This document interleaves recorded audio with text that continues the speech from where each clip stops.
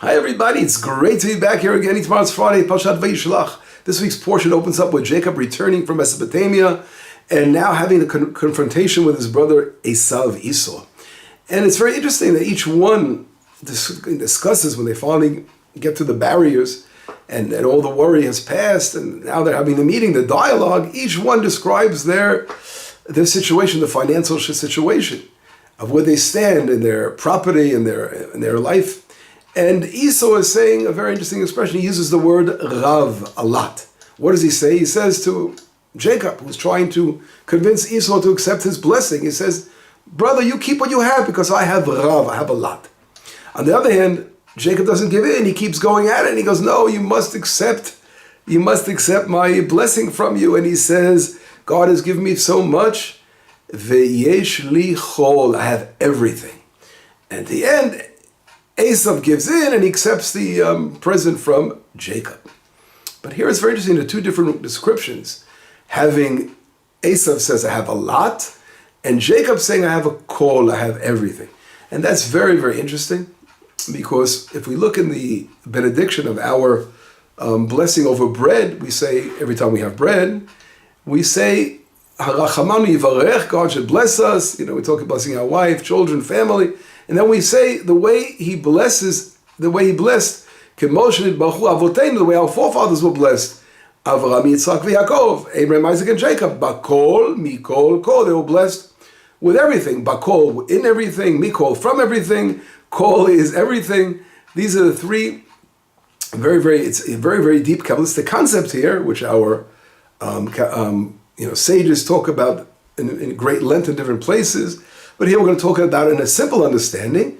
But if we see here, each one was blessed with everything.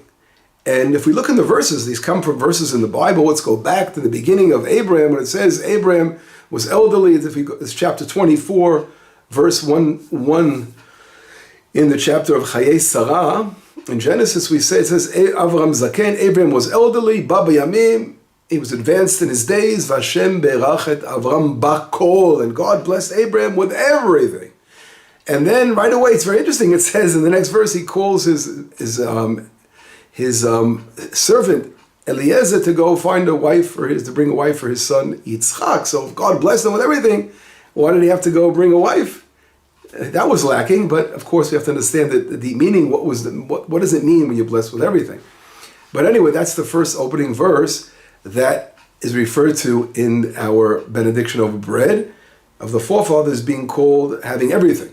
And the next verse is brought down in Parashat Toldot, where we see after Jacob was told by his mother that Isaac wants to bless Esau, and Jacob, of course, he disguised himself and he takes the blessing, and then he brings him the food that the mother prepared, the he-goat, the little baby goat, the kid goat, and Jacob has then been blessed, and then all of a sudden Esau comes back. And then this is the verse in chapter 27 of Genesis, verse 33, the reaction of Isaac when Esau comes to bring him the food. And he says, Vayicharad Yitzchak charada gdola. Isaac was greatly, charada means fear. What was going on over here? Vayom me'efo hu atzatzai. Who was that brought me the food? Vayaveli v'ochel, and he brought it to me and I ate. And then he says the profound word over here. I ate mikol from everything. And I blessed him. And also let him be blessed. So the word here that's used in the verse number 33, chapter 27, in Genesis by Isaac is that I ate mikol from everything. What does Rashi say? So Rashi says something really profound there. Rashi says, mikol ta'amim shebikashti letom tamti. But every possible taste under the sun that I wanted to taste, I tasted within that food. And that is what Isaac is saying. So that's the second time that our forefathers are introduced to that word when describing what a certain satisfaction they have with mikol, with everything. Here it's mikol, from everything. And the third situation is, of course, a situation here that we just discussed, where Jacob says to Esau, please accept my present. I have called, yeshli called, I have everything. What does it mean when you have everything? So after we want to discuss a little bit, clarify this concept. And in order to understand this, I want to quickly take us to a Talmudic passage. In the tractate of Gittin, chapter page 7, side A. Every page of the Talmud has 2 sides. And the Talmud discusses something very, very fascinating. It gives the law, the mitzvah, the commandment, the mitzvah of doing good deeds, charity. And the Talmud says like this, I'm going to quote, Im ro'eh adam shemizonotav mitzumtzamim. If a person sees that he doesn't have a lot, Yaseh mehem tzedakah, he should do with his, whatever he has, let him do charity. Seems to be like the opposite, right? A person says, I have very little. Why should I do charity? I don't have much to give. No, you should, in that situation, you should give charity. V'chol sheken shekeshehem merubim. And all the more so if a person has a lot, then of course he should do charity. So here it's even saying, even a person doesn't really have, what does he have? A small amount. No, let him be the one who's a giver. Do the charity. And that will bring a great blessing, of course, upon him. Tana debe Rabbi Yishmael. And the a rabbi in the house of Rabbi Yishmael, from the Beit Midrash, from the schoolhouse, he taught like this: Kol hagozez min nechasav, anyone who takes from his possessions, and does charity with his possessions, nitzal medina shel Gehenna, will be saved from purgatory, will be saved from, the judgment in the future world. Mashal lishtei rechelot. What is this likened to? It's likened to 2 rechelot, 2 sheep. Shayu ovrot b'mayim, that they were going through the water.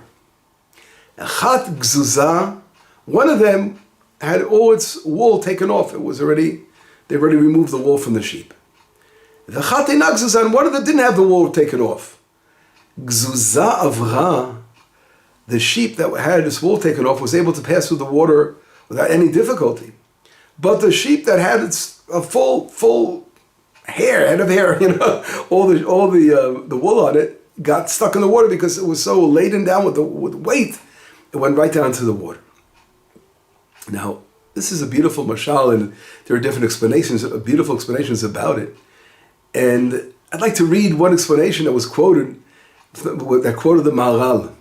And he writes like this. Maharal was a great rabbi in Prague in the 16th century, and he writes, Ki hagozez min nechasav, a person who takes from his possessions, and he does charity, and he mashpia mishalo lachem, and he is a giver, he's giving abundance to others. Misalek et hachomriut shelo, he's removing his materialism from him. Umikarev et nishmato el hama'ala hanivdelet, and he brings his soul to a much higher level, to a level of a godly level. Lefichach hu oleh, and therefore he rises. Ki ad ko hachomriut hayta morida oto lamata, until now the materialism was bringing him down, but that was bringing him up. Just like the wool that was saturated on the sheep, it brought it didn't let him pass the water. Kach hanishama shel adam, the same way a soul of a person, shehi min ha'elyonim, which comes from the highest upper worlds, ve'na sovelet midei chomet, it can't handle too much materialism. L'chein tzarich la'alota al yidei mitzvat tzedakah, therefore it has to bring it up through charity, which is the opposite of materialism.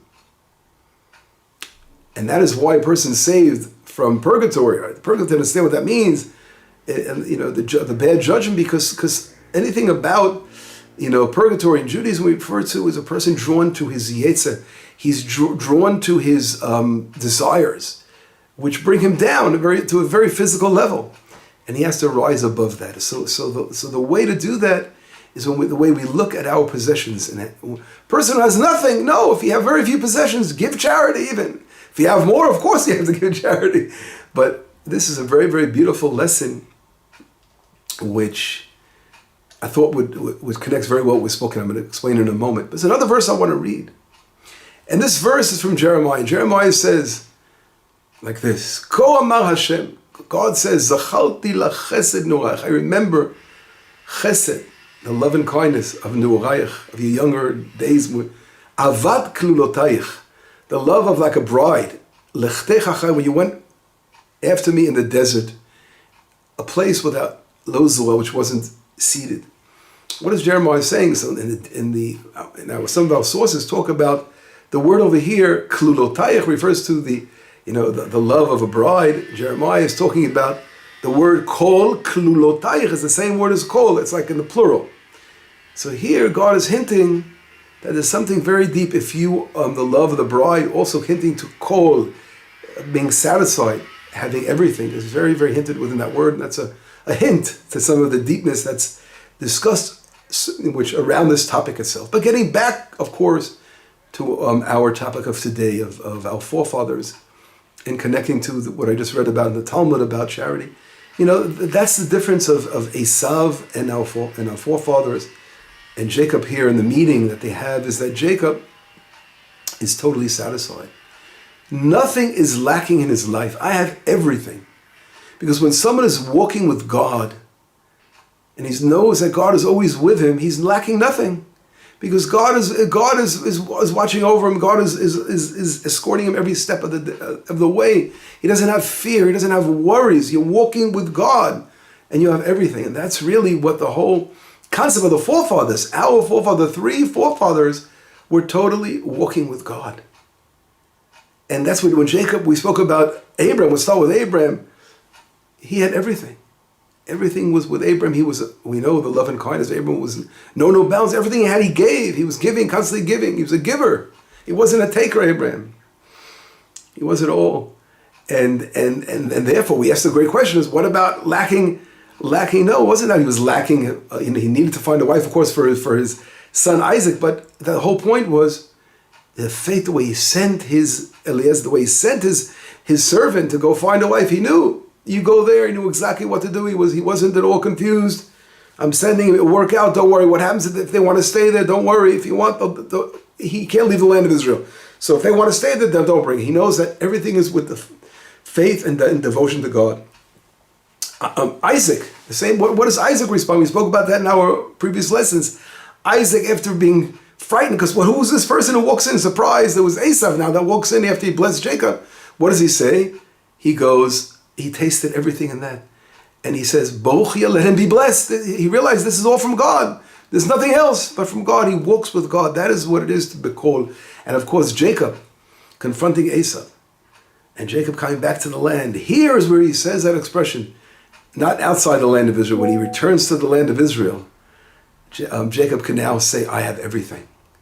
Because now I am totally complete in every way. That's what it says when Jacob comes to here. When we live here in Itamar, Shalem, whole to the city of Shechem, he is now in the land of Israel. And totally, when he entered the land, he feels that completion when he came to the land of Shechem. So Jacob being totally confident that God has given everything. And he realized, and this is really a very important meaning, that Esav, the meaning between the two is that Esav, who represents, again, this world, the home of the materialism of this world, turning away from God in this world, they're never satisfied. And even Esau, who claims, I have so much, he did, at the end, Jacob, it was like a solid battle over here. Jacob overcame Esau by Esau accepting from him that gift, because Jacob was saying right here, it shows that you don't feel the call, you don't feel the faith, that 100% faith in God, that you truly have everything. If you truly had everything, then you wouldn't, of course, need anything else. You would be totally accepting of what you had. And that's a really very deep, deep concept. Because we all know there's nothing greater than on a personal level, on that personal level, to feel totally relying on Hashem in full faith. It's interesting, the letters themselves, the letter Kol in Hebrew, and the letter Rav, what Esav said, I have a lot. So Rav in Hebrew is a Reish. Reish is the first letter of the word Rav. And Reish means like the head. And Bet is like Bayit, a house. Esav felt it one way, I'm the head of the house. Our rabbis say, Rashi brings it down, that there was an arrogance in the way Esav spoke, saying he has a lot. Interesting. Jacob, on the other hand, says kol. What is kol? Kol comes from the letter kaf. Kaf means kafuf, to be humble. Comes from the word to be humble, the kaf. And lamed is lamed, to learn. Jacob, the lamed is a letter that goes up to the heavens. It's a very interesting letter, it goes upward. Jacob is looking up as a humble on one hand. He's humbling himself by looking up to the heavens. On the other hand, Rav, the word Esav used, the letters don't have something going up. The opposite. They're strongly based on the ground, but more involved in the materialism of this world. So that's a very powerful difference of the two. So we see again within the letters themselves, it's saying who our forefathers are, Jacob, as opposed to, of course, to Esau, the opposite, the materialistic person who represents the desires of this world, and that's why I wasn't interested in the birthright. Now, if we take this a little further, it's interesting. When God tells Abram to go to the land of Israel, what does he say to him? Lech lecha, go for you to the land. Go for you. What is lech lecha? Lech means to go in Hebrew. If you reverse the letters, it's kol. In other words, when you're going to the land of Israel, leaving Mesopotamia, coming to the land is going to give you kol, is going to give you everything, because you're going to be in the land, the divine land, the land of Hashem. That God blesses this land from the beginning to the end of the year. God is always putting his blessing on the land. So that's the secret behind Lech Lecha. Go for you means you're going to be now whole, just like Jacob, we said, came here incomplete. Isaac never left, right? They were all complete wholeness, being in the land of Israel, feeling that connection. So again, to summarize, we have to have the faith in Hashem, that everything comes from Hashem and we will walk with him. And we want to be on the side of givers, those who give charity, those who support others, right? You have to understand the concepts. There are those don't understand it wrong. There are many people that lack in this world, that God gives others a blessing to feel complacent and to have everything they need. But even people that lack so much, even people that are lacking, they should also try to help someone else. There's always someone who lacks more than you do, that's in a worse situation than you are. And there's other ways, of course, of being givers. People don't have the monetary ability to give. They can give from themselves in so many other ways. They can help people. So it doesn't even have, the person doesn't have any money, can't give anything, but he can give of himself. He can give a smile. He can reach out to someone. He can visit someone in need. As it says, in the Mishnah, it talks about the different things a person does, which are love and which bring a great blessing, which is doing acts of love and kindness. There are many ways. So the point is, kol is really understanding, not on a physical way. Materialistic, they may not have everything that someone else has, but they feel totally complacent. As it says, Ezu Ashir, who is a wealthy person, it says in Pirkei Avot, Hasameach b'chako, who is satisfied with his lot. And being satisfied is to realize that God has given me this, I'm walking with what I have, and being totally complacent. And that's really the level of our forefathers. That's the level of the land of Israel, as we spoke about. That opposed to the Esau, that whole concept of those who are never lacking, all the wars that take place in this world and all the evil in the world comes from personal interests and gain and not being satisfied and being totally connected to the materialism. When a person rises above that and he wants to be a giver, he doesn't want to be a taker, he wants to give and help others, there's nothing greater to be on that level. And I always say, when a person wants to be a giver and help others, they'll help build the land of Israel in a situation where it's vital that we're in a battle against evil forces that want to destroy the land, that want to uproot the land from us, and we can be involved in helping to give to the land of Israel. Just like our forefathers gave their lives for the land of Israel, to build the land. As Abraham came, as we know, it started in Isaac and Jacob. Jacob, we spoke about the Isaac digging the wells, and he was a well digger, and Jacob setting up, the family and his tents and coming to the city and purchasing Shechem, the city of Shechem. And they were involved in great activities of settling the land in the difficult situations. But that is really what it's all about. Once we give a lesson in that in itself, we have to be in givers, but not only givers, try to give to important causes that will make a difference. And there are so many important causes, don't get me wrong. There are so many people that need. And God will always chaperone you with someone that you could help in many different ways. But people should be involved in causes that are important. I'm not saying you hear about people like their whole life is to take care of the lost puppies or crazy foundations. I'm not saying per person shouldn't help animals. Of course, there's a law that you must be kind to animals, but there are things that come first, and we have to focus on the most important things in life. When we do that, we become givers and we become active in helping others. We won't feel lacking anything. So that's my recommendation, that we try to connect to this concept. Shabbat shalom, besorot tovot, yeshuot v'nechamot.